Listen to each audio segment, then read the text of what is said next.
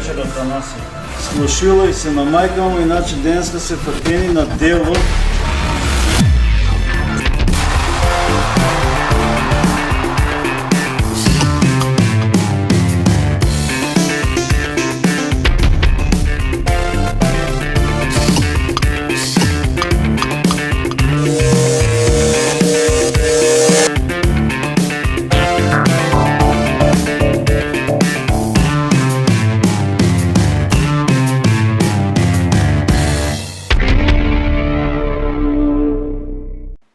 Почитувани гледачи, добро вечер.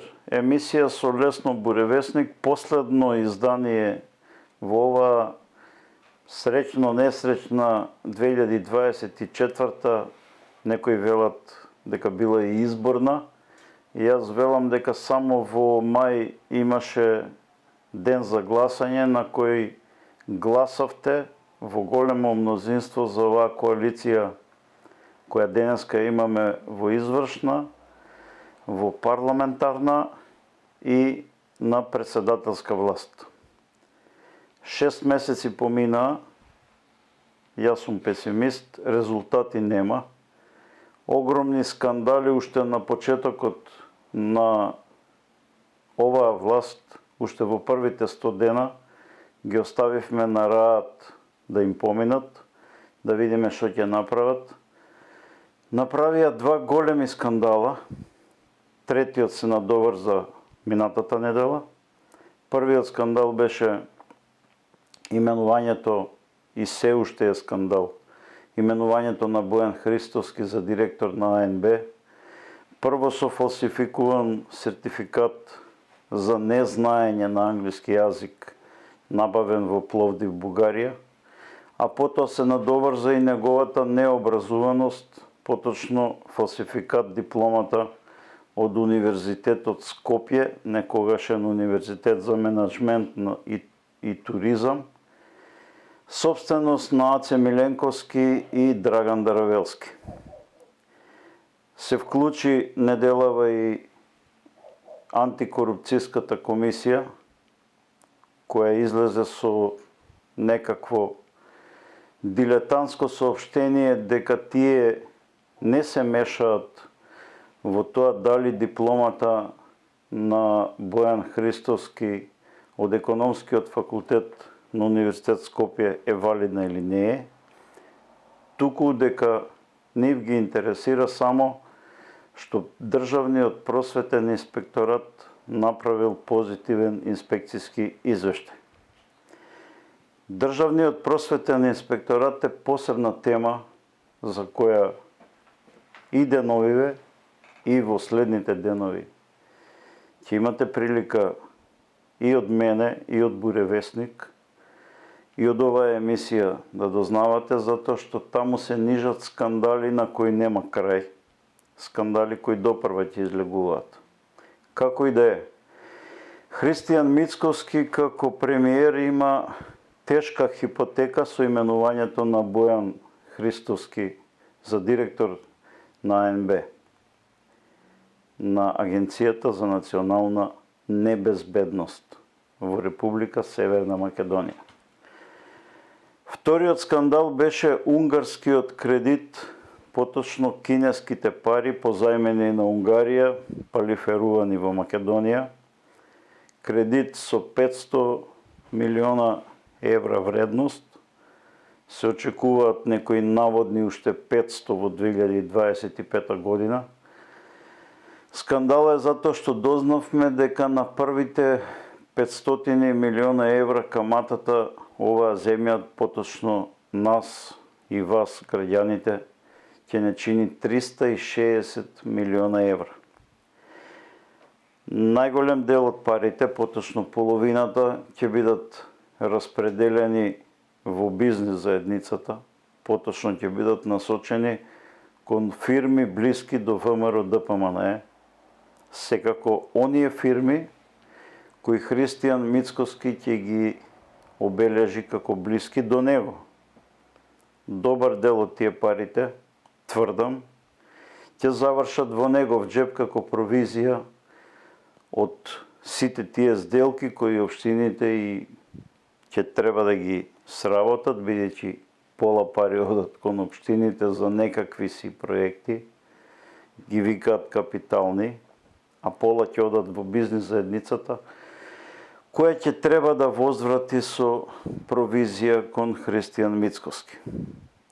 Премиерот Мицкоски е во паника, не знае каде попрво да појде, не знае кому попрво да му се извини деновиве како што тоа го стори во Арачиново, не знае кој пожар попрво да го згасне, дали оној на ДКСК, каде што се појави магистар Цвета Ристовска, член на антикорупцијска комисија, која била асистент на убиениот, тврдам, убиениот доктор Сашо Кожухаров, бивш декан на економскиот факултет кај АЦЕ и ДАЦЕ, како што јас ги нарекувам.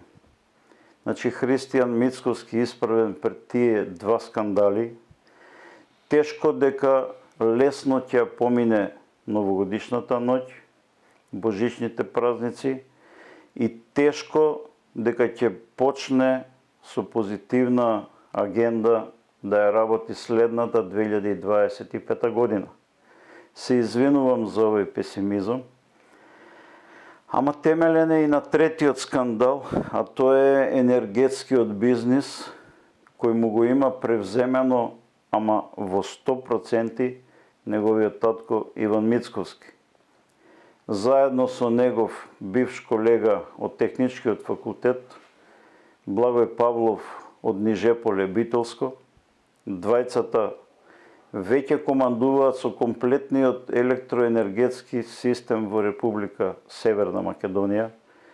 Двајцата командуваат со АДСМ, со термоелектраната Битола, се обидуваат нешто да направат во рек Осломен, но таму директор е одвлен, па малку потешко им оди.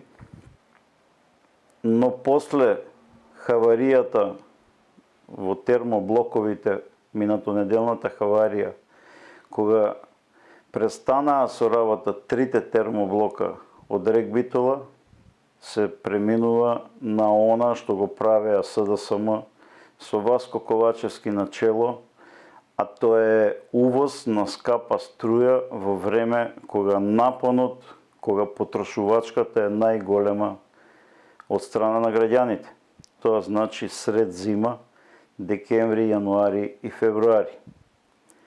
Татко му на Мицкоски има инсталирано два директора во најголемиот енергетски комплекс, тоа е рек Битола, се работи за скопјанецот Тони Петрушевски и за главниот послушник Лазар Узунчев, бивш комерцијалист во трговското предпријатие Нептун, кој му е слепо послушен, слепо ги извршува неговите задачи и лека полека со татко му на Мицкоски го склопуваат мозаикот од фирми кои треба да ги наследат компанија Марковски, која, божем, е изфрлена од игра и веќе нема да добива тендери, компанијата Пуцко Петрол и слични компании кои досега работеа со СДСМ и црпеа многу милиони евра од бизнисот со мазут,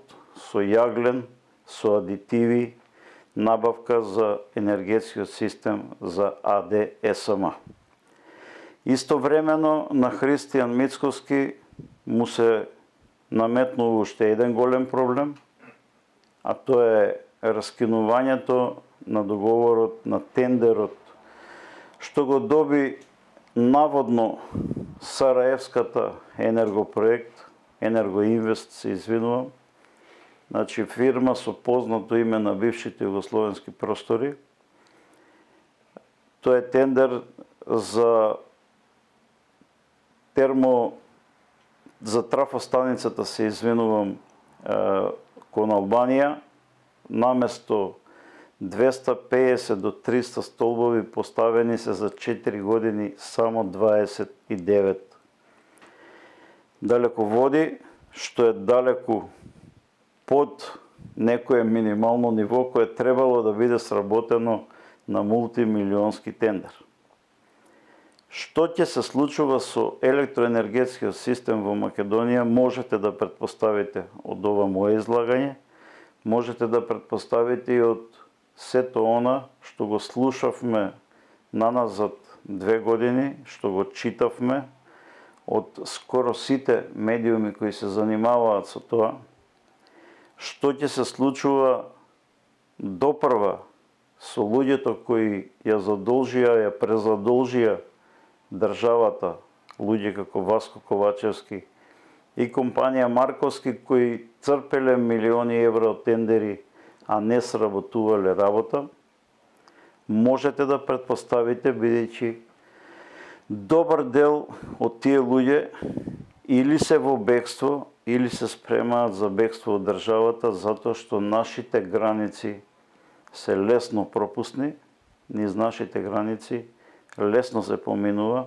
особено ако имаш украдено милиони евра, како што тоа го сторија Артан Груби, како што тоа го стори Васко Ковачевски, како што тоа го стори Бујар Османи, Фатмир Бесими особено, кој од некои чудни причини не е опфатен со акциите на МВР и на обвинителството, за кои имавме прилика да чуеме во последно време, што не значи дека нема да чуеме во иднина, бидејќи премиерот Мицкоски е лично заинтересиран за висока борба против корупција, лично е заинтересиран за расчистување со судството, иако направи мал удар, државен удар со упад во советот, во судскиот совет,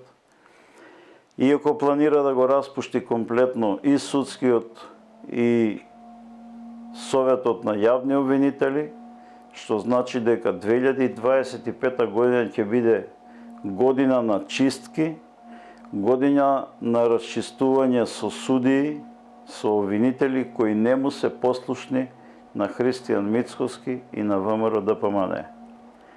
Заради тоа, наместо да ви посакам среќна нова година, јас ќе ви посакам да имате многу среќа со оваа извршна власт која е пред крај, која ќе падне во 2025 година, која ќе мора да оди на воредни парламентарни избори, затоа што вака веќе не оди, вака веќе не се работи. Среќно несреќна 2025 година ви посакува Зоран Божиновски, вашиот водител вечерва. На М телевизија се гледаме во првите денови на 2025 година.